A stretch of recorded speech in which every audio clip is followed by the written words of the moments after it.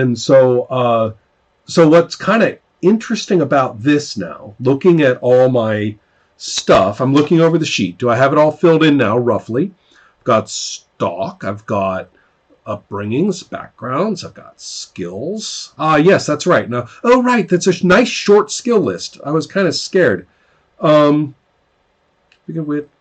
I mean, I would just kind of like pop up the basics, like a little athletics, a little wit, that kind of thing, without being too complicated. Gotcha. Got my prime, got my traits. Oh yeah, okay. Soul, because it's Twilight, I get like 1 to 3 arcade. Right. So normally it's just you start with the base. You start with. Okay. And then now Saga and Resolve, those are currently blank because you gain those through your choices. As indicated on the diagrams. You see, the nice thing is that I look on the sheet and then I look on the diagram. Right. Okay. That helps me grasp where I'm at. We've got check off Twilight and then Shade. Is this something I choose? I was a little unsure about Shade and how I get that. Yeah. So if all the upbringings, they'll have like the last little things. Some of them may require you to be white. Otherwise, you just start it pure. But if you read the rules, you can see the section. There's you can choose to kind of start off at a lower and darker shade. Maybe you want to be a darker character. Maybe you want to play a shorter game. Right. But generally speaking, you would look at the chart and see. So I'm assuming that because of you have Arcane Exile. Yeah. So white. Yeah. So white, or I could drop if I wanted, like to gray or whatever. But for right now, let's go ahead and just take with the, shall we say, the obvious or the straightforward and just say, oh, white. Okay, and I'll just write in white. Yeah. That'd be okay. Yeah. Which gives you, at this point, it gives you 15 experience for because you start off Right. Now, when I write that 15 experience down, I write it to the left of the slash because I haven't done anything with it. Yeah, I just had because one of the issues that I had playing the game is we begin to forget where all of our experience went. So we begin to have like a running grand total on one side. Right. And, so yeah, that's kind of how we've been playing. Okay, so the one on the right should be the grand total. Is that the idea? I usually just do grand total on left and then. Oh, okay. So I'll just put 15 on the left and I haven't spent any, so nothing on the right. Okay, got it. And then if I I get it. I'll just pile on whatever I get onto the left, and then whatever I spend, I write on the right, and keep adding that up. Okay. Yeah. Cool. The Havoc chart, we've got rests and all that kind of stuff, or that stuff that's going to happen to me. Abilities are the abilities and categories, which is the stuff like you like exiles. Oh, right. Okay. Right. And then, the tabard wise. Right. Okay. So I've got those.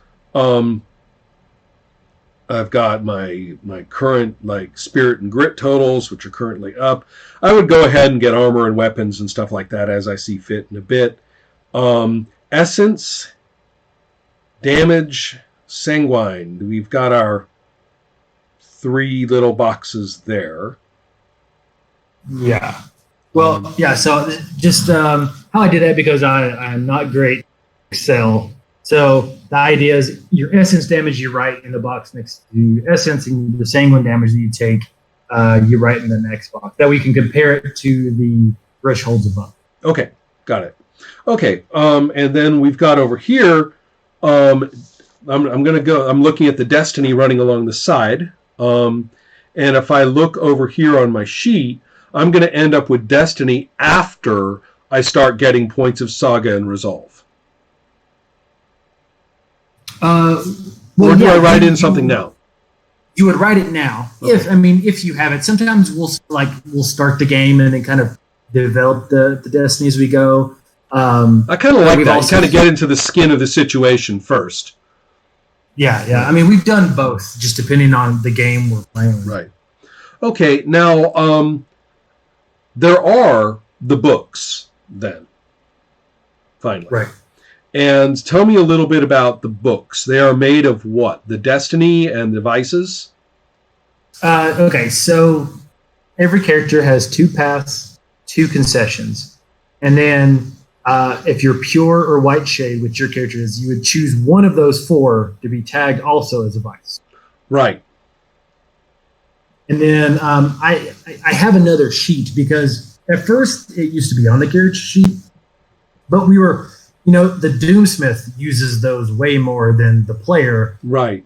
And so we just, and since we're updating them every session, it was just wearing holes in the character sheet. So we just started writing it, right, typing it or sending a message and then going. Right. So you've got sort of a master sheet for that stuff. Now, do I make those up out of the blue, like the paths and the concessions? Yeah. Okay.